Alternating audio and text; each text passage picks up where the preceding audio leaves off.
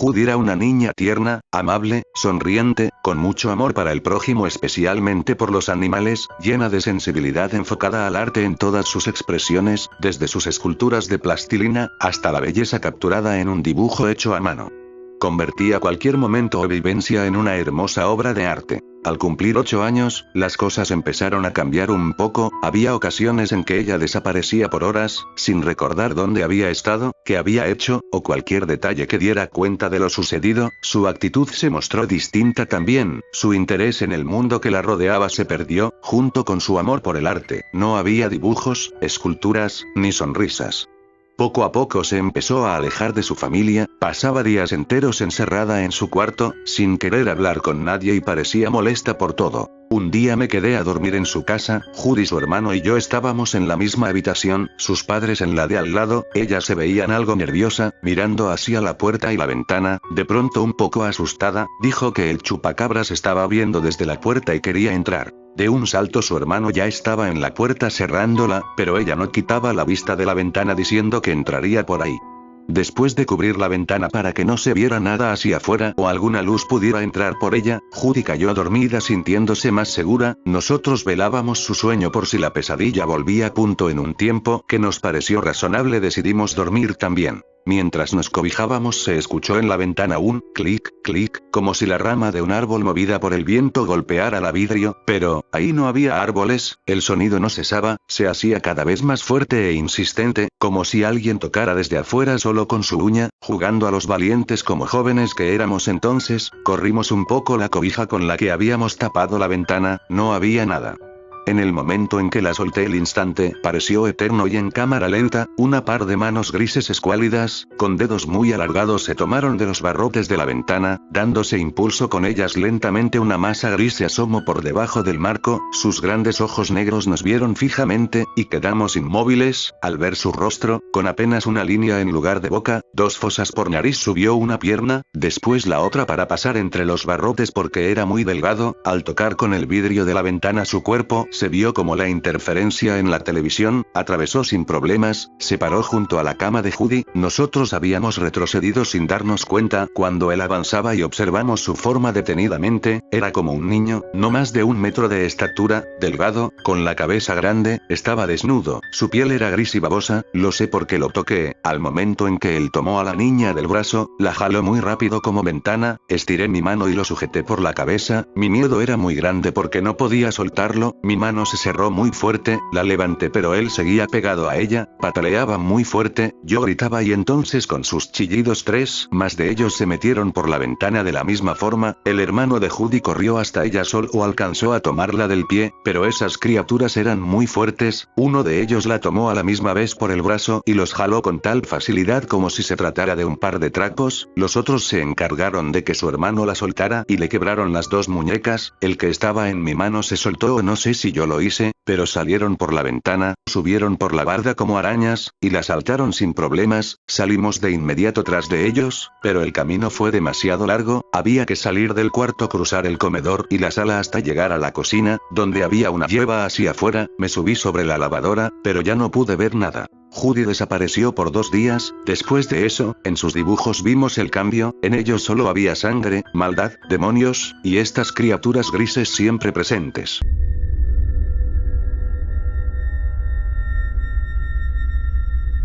Había tenido un día agotador, despierto desde las 6 de la mañana para luego soportar las horas de un aburrido día de colegio en el cual las diferentes incomodidades del día como el hambre, el sueño y utilizar todas mis fuerzas para no quedarme dormido ante el aburrido discurso de la profesora de historia.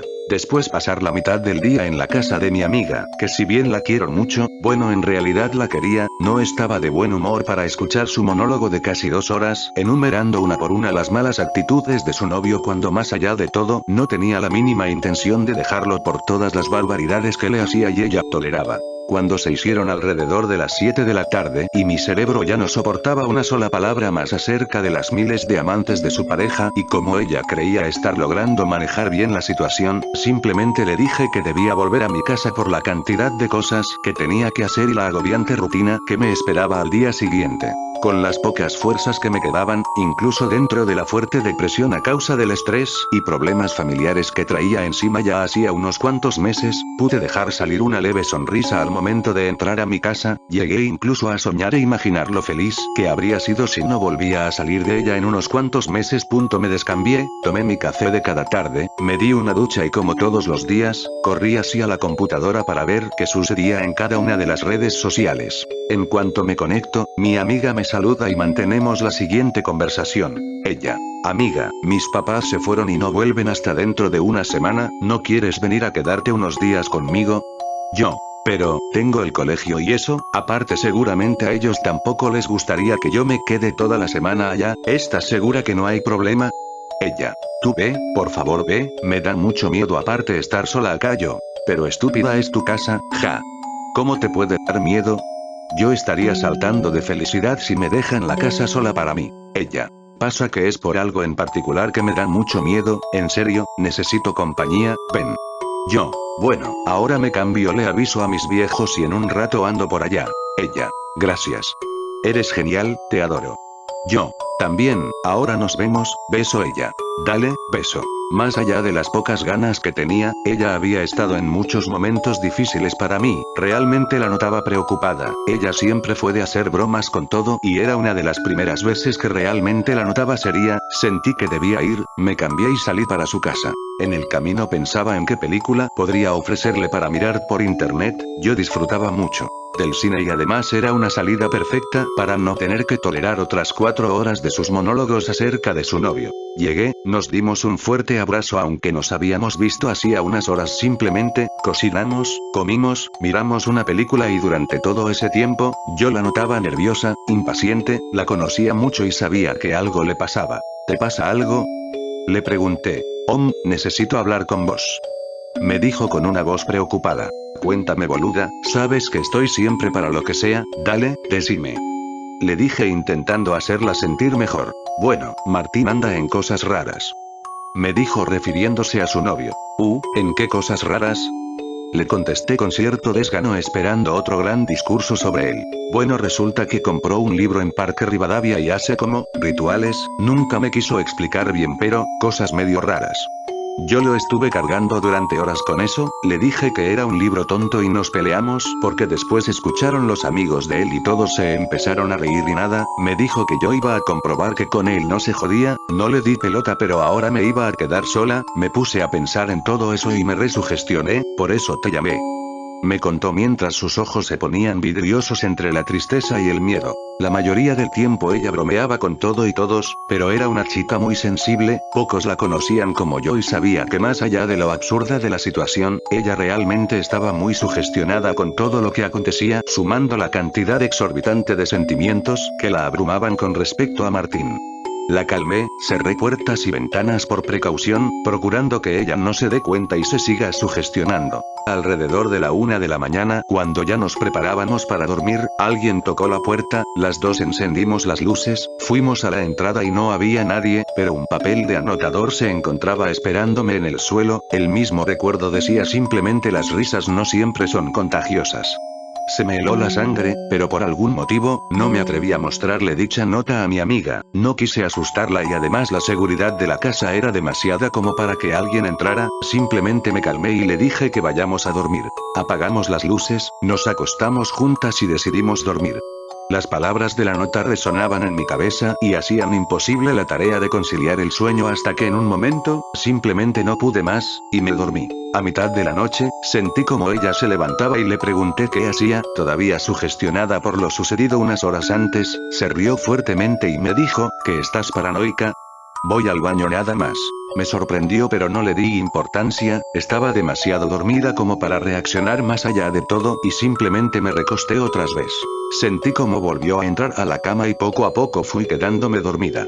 Cuando desperté y giré sobre mí misma para despertarla, vi como en su rostro cubierto de sangre sus labios ya no estaban y sus blancos dientes resplandecían como una gran sonrisa macabra, sus ojos ya no estaban y el resto de su cuerpo, totalmente desmembrado, era lo que había provocado en mí esa sensación de tranquilidad cuando ella volvió del baño. Una nota escrita sobre lo que quedaba de su torso citaba: ¿lo ves?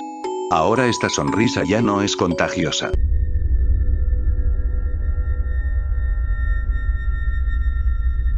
Mi terapeuta sugirió que escribiera esto. Supongo que reflexionar sobre esa noche y colocar mis experiencias en papel me puede ayudar a superar el trauma. Hace unos años, estuve en un choque de motocicleta. Me rompí mi tibia y mi peroné, me destrocé mi rótula derecha, me saqué una fractura en tallo verde en mi fémur derecho, fracturas múltiples en mi pelvis y en casi todas mis costillas, y 2 clavículas rotas. Estuve inmovilizado de los hombros para abajo con un yeso de cuerpo completo muy pesado. Me dijeron que fui suertudo. Mi esposa, Violet, fue comprensiva y amorosa. Nunca se quejó ni una sola vez acerca de tener que cuidarme. Cocinaba mis comidas, me mantenía acompañado y vaciaba mi vasinilla sin hacer muecas. Alrededor de 2 semanas dentro de mi recuperación, Jenna nos llamó, llorando a gritos, porque su compañera de dormitorio en la universidad había muerto. Violet tuvo que irse inmediatamente con tal de poder estar ahí para nuestra hija. La hermana de Violet, Katy, me iba a cuidar. Cuando me desperté la mañana siguiente, Violet se había ido a traer a Jenna. Katy estaba en casa haciendo el desayuno alegremente, y habló sin parar mientras me ayudaba con mis necesidades biológicas más vergonzosas. Al igual que su hermana, nunca me hizo sentir apenado. Se fue cerca de las 11 de esa noche y me dijo que volvería al amanecer. Me gusta dormir con la televisión encendida. Por alguna razón, lo encuentro reconfortante. Me había quedado dormido mientras el partido estaba terminando, y solo me desperté cuando sentí un golpe contra el yeso de mi pecho. Con la luz parpadeante de la televisión, vi una araña cazadora devolviéndome la mirada. Era más grande que la mayoría de las que había visto por aquí, quizá del tamaño de una pelota de rugby. Mi aliento se atascó en mi garganta y cada músculo de mi cuerpo se encendió en un intento por quitarme a esa cosa de encima. No me podía mover. Empecé a gritarle a la araña, esperando que quizá eso la asustara. Pero no se espantó. Se dio la vuelta, exponiendo su abdomen ante mí, y solté un grito ahogado. Su espalda y su vientre estaban cubiertos con bebés. Formaban ondas como pelaje acariciado por el viento cuando se movían sobre el cuerpo de su madre. La cazadora se giró hacia mí y caminó más cerca de mi rostro. Antes de ese momento, nunca había pensado que las arañas podían tener un olor. Esta lo tenía. Olía como tierra húmeda, similar a como huele la intemperie después de una tormenta. El olor se intensificó cuando sus patas largas alcanzaron mi rostro. Contraje mi boca y cerré los ojos. Sus patas espinosas avanzaron, primero hacia mi labio inferior, luego a mi nariz, a mis párpados, y finalmente a mi frente. La longitud de sus patas se estiraba de oreja a oreja, y desde mi quijada hasta mi cuero cabelludo. Su cuerpo pesado y grueso se extendía desde mi mentón hasta mi entrecejo. Y se quedó ahí. Traté de contener mi respiración. Decir que estaba aterrorizado es un eufemismo. Deseé que estuviera muerto. Recé que me muriera. Mis oraciones no fueron contestadas cuando la cazadora avanzó un poco más arriba, dejando que su abdomen se cepillara contra mi nariz. Estornudé. Inmediatamente, la cazadora enterró sus colmillos en mi frente a medida que sus bebés se derramaban desde su abdomen hasta mi cara. Chillé. Arañas diminutas se arrastraban encima de mis mejillas, se retorcían por mi barba y se ocultaban en mis pestañas. Agité mi cabeza de atrás hacia adelante en un intento por quitármelas de encima. Su madre se movió hacia la almohada justo al lado de mi oreja y me mordió la mejilla. Se sintió como la picadura de una avispa. Luego corrió hacia mi hombro y se empujó a través de la pequeña abertura en el yeso cerca de mi axila. Para este punto, estaba gritando incontrolablemente. Un mar de arácnidos bebés exploraban mis fosas nasales, mi cabello y empezaban a encontrar mis orejas. Sentí un tendón o ligamento romperse en tanto me agitaba, disparando un ardor al rojo vivo por mi cuello. Tratar de mover mi cabeza después de eso era insoportable. Mientras los bebés se dispersaban a lo largo de mi rostro y cabeza, la madre exploraba por debajo del yeso. Hasta este día, no tengo idea de cómo logró comprimir su cuerpo para caber por debajo del yeso. Merodeó desde mi pecho a mi estómago, y luego hasta mi ingle. Salió del yeso por un agujero cercano, solo para reingresar dentro de mi pierna. Se detuvo por debajo de mi rodilla. Y fue ahí en donde se quedó. Cuando Katy llegó por la mañana, me había quedado dormido, de alguna forma. Supongo que el cansancio provocado por el horror que había experimentado forzó a mi cuerpo a colapsar, a pesar de que mi mente aún estaba empapada con el miedo. Ignorante de los eventos de la noche anterior, Katy me sacudió para que me despertara. Comencé a gritar de nuevo. Sentí a la cazadora detrás de mi rodilla. Ella debió haber estado dormida también, y se sobresaltó por mis gritos. Mordió mi pierna una y otra vez mientras Katy trataba de calmarme y de hacer que le contara lo que estaba sucediendo. Para cuando fui capaz de decírselo, se veía como si estuviera a punto de desmayarse. Siempre me había considerado a mí mismo una especie de aracnofóbico, pero el temor de Katy estaba a años luz del mío. Llamó a los servicios de emergencia, y ellos mandaron a un par de sujetos que fueron capaces de persuadir a la cosa para que saliera, y la mataron. Al final, tuvo una resolución ordinaria. Violet llegó a casa con Jenna más tarde ese día, y Katy y yo les contamos de mi noche. Ninguna de las dos fue capaz de escuchar los detalles. Una familia de aracnofóbicos. El tiempo pasó y mis huesos rotos se unieron y sanaron, y por último estaba de vuelta en mi motocicleta. Pero cada noche revivo en mi mente la mirada de la cazadora. Siento a su descendencia fluir por mi rostro, dentro de mi nariz y alrededor del espacio entre mis dientes. Siempre que hay un momento de silencio, las escucho arañando mis tímpanos, y puedo jurar que cada vez que limpio mis oídos, estoy sacando huevos.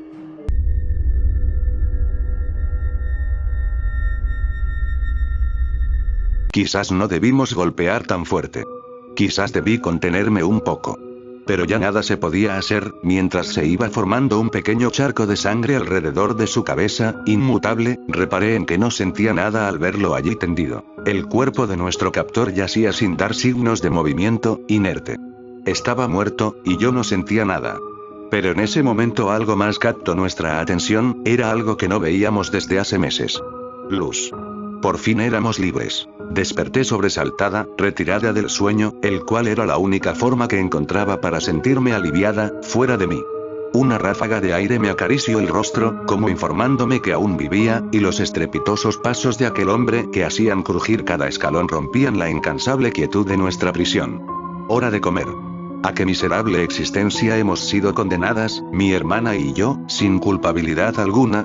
Como era de costumbre, cuando estaba de mal humor, aquel hombre no pronunció palabra alguna y solo se limitó a observarnos un instante bajo la leve penumbra provocada por la luz que emanaba del exterior. Finalmente las puertas cerraron con un estruendo y se oyó el cerrojo del candado, el cual nos separaba de un mundo que no podíamos apreciar desde hace ya mucho tiempo. Apetito no era exactamente lo que sentíamos, al menos yo dejé de sentirlo todo. Con tal oscuridad abrasándote a cada instante, todo parecía incitarte a creer que eras un fantasma. Solo la voz de Megan me ayudaba a pensar que aún no era hora de resignarse y morir. Al momento, un conocido resplandor me retiró de mis cavilaciones. Una vez a la semana nuestro aparente sayón traía una vela y un par de cerillos junto con la comida diaria, al parecer un gran esfuerzo para él. Esta iba predestinada a servirnos de ayuda mientras rezáramos. Pero ya no rezábamos, Dios nos había abandonado. Y ese hombre no merecía en lo más mínimo el título con el cual nos obligaba a nombrarlo. ¿Qué nos quedaba? Solo nosotras. El prolongado silencio que susurraban las cuatro paredes de nuestra mazmorra volvió a sumirme en mí, y a hacerme repasar el recuerdo que durante incontables días carcomía a mi ser. La nostalgia de una antigua vida llena de alegrías transformada en el infierno que nos hacía presente me entristecía hasta el borde de la locura. Tenemos que hacer algo, Amelia. Su voz me llegó distante, y apenas distinguí aquel sabor a llanto que despedía. Lo sé, respondí casi sin ánimos. Enloqueceremos si no actuamos, pero no podemos razonar con él. No hablo de razonar, hermana, pienso atacarlo. No me importa si lo mato. Aquellas palabras resonaron en mi cabeza, estremeciéndome. Megan, mi hermana menor, de tan solo 12 años, hablaba de asesinar a nuestro captor. No puedo negar que también fantaseé con eso en algún momento, pero desechaba la idea al instante. No podíamos atacarlo, no a él, pero ¿qué más podíamos hacer? Él se confía, nuevamente me revivió aquel susurro. Nos trae esa botella todos los días, y no creo que piense que nosotras pecaríamos a tal punto de usarla como arma. También tenemos los cubiertos. No podía creerlo. Pero era verdad, él nos convirtió en esto, y ahora pagaría las consecuencias. Nuestra hermosa casa de campo, alejada del mundo urbano, me maravillaba con un alegre sol al despertar cada mañana. Y el aroma a comida matutina me obligaba a ponerme de pie y dirigirme al encuentro con mi familia. Todos los días mi hermana Megan y mi padre me saludaban con una sonrisa, mientras mi madre ponía mi desayuno sobre la mesa. No se podía pedir más, y claro está que no lo necesitábamos. Mi padre era un reconocido doctor de la zona, y pasaba el día haciendo visitas a domicilio para la gente que lo necesitaba. mientras que mi madre hacía los deberes del hogar, también le gustaba salir a trotar, mientras que Megan y yo íbamos a la escuela. A veces creía que mi vida era algo monótona, pero estaba agradecida de todo lo que tenía. Pero un día todo cambió, una fatídica tarde que jamás olvidaré. Volvíamos en el autobús de la escuela y pasamos cerca de lo que parecía un accidente, estaba todo colmado de policías y una ambulancia. Entre la multitud pude distinguir a mi padre, con sus manos tapándose el rostro, como sumido en un inmenso dolor. Y eso era, un dolor que más tarde nos arrasó a mi hermana y a mí también, pues era mi madre la causa de aquel ajetreo. Nos dijeron que todo ocurrió muy rápido, aquel camionero con falta de sueño le arrebató la vida, tan velozmente, como a nosotros la alegría. Y fue en ese momento cuando empezaron los tiempos difíciles, pues no solo sufrimos la pérdida, sino también un cambio muy drástico, ya que ninguno de nosotros volvimos a ser los mismos. Después del funeral pasó un debido tiempo melancólico, pero se prolongó más de lo debido, pues padre comenzó a observarnos con suspicacia, como si tuviera celos de nosotras, de que éramos capaces de superarlo y él no. Con el tiempo no fue solo eso, empezó a actuar de manera extraña, hablaba solo en las noches, a veces hasta gritaba. Y durante el día no nos dejaba salir de casa, decía que no debíamos hacer nada, para así no pecar, pues argumentaba que mi madre había muerto y se había ido al infierno por eso. Aquella actitud nos tenía muy asustadas, y rezábamos para que su trastorno mejorara, pero no fue así. Un día, ya saturadas de aquel trato agresivo, lo encaré, gran error, y me gritó a tal punto que pensé que me amarrearía a golpes. Pero fue algo mucho peor. Después de atiborrarnos de insultos y gritos nos dirigió, a mí y a Megan, al sótano y nos encerró. Al principio creí que volvería por nosotras, pasó un día y abrieron la puerta, pero él entró, nos dejó comida, y se fue. En ese momento comenzaron nuestros días sin luz. ¿Cuánto ha pasado ya? ¿Meses? ¿Un año? No, ya no podíamos seguir así. En ese momento lo sentí, las puertas se iban a abrir y él entraría de nuevo, pero esta vez no le esperaba solo silencio, pues escondida bajo la escalera estaba yo, con la botella de cristal entre las manos. Y aunque temblaba, estaba decidida. Al momento bajó la escalera con el ruido habitual, y dejó el plato de comida en el piso, como para animales. En ese momento reparó en mi ausencia. Megan, dime niña, ¿dónde se ha metido tu hermana? Su voz ronca y profunda, vacía, colmada de gritar, me llegó a los oídos y me provocó una mezcla de sentimientos que jamás podría explicar con certeza, una mezcla de nostalgia por los días de antaño, y a la vez un odio atroz por lo que nos había hecho, a mí y a mi hermana. Por ser tan débil. No debió haber abierto la boca, fue su error. Aquella cólera me recorrió todo el cuerpo, y arremetí con rabia a su cabeza. No sabré jamás cuántas veces lo golpeé, pero solo al momento me di cuenta de que estaba cayendo al piso, y finalmente me percaté de lo que había hecho.